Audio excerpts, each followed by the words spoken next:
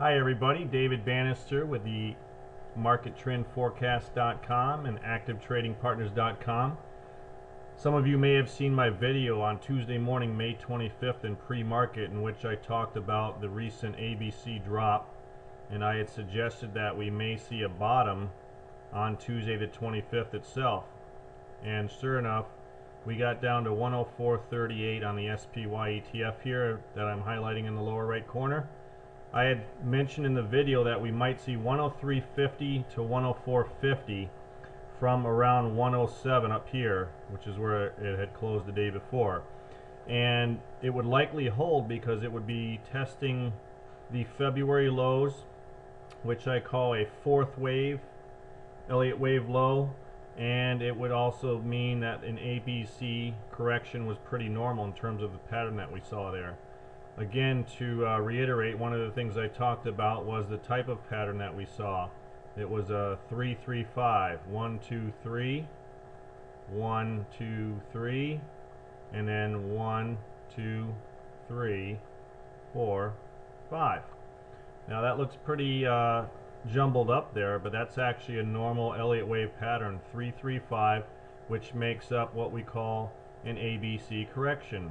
So here's your A, there's your B, and here's your C. Now, once that occurs, I was looking for about 113 as a likely bounce point, and we may possibly see 115. These would be normal Fibonacci retracements to the upside. So we would see the markets move up in this direction. So far, that's exactly what we've seen. Here we are right near 111.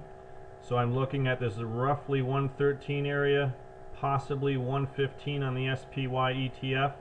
If you look up here in the upper right corner, you'll see we're already at 110.76.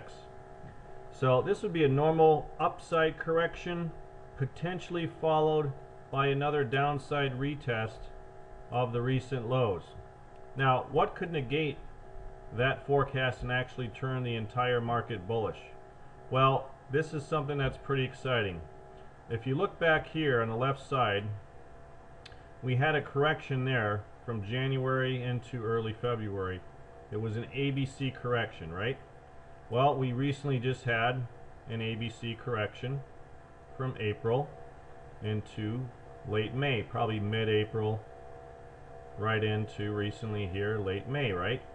Well, what's interesting is this area over here was a 31% Fibonacci correction or retracement of the prior bull wave, which took it up from November into early January. This correction over here we just saw was a 31% retracement as well, but this time of the 13-month rally from March 09 to April 2010. The MarketTrendForecast.com, which I write, predicted a top at around 121 right over here, around the second to just early third week of April. At the time, I was looking for an ABC correction. That's what we just saw. So the question now, everybody, is the market done with a correction, and does the bull resume? Well, what we want to do is take a look at a couple of indicators to determine that.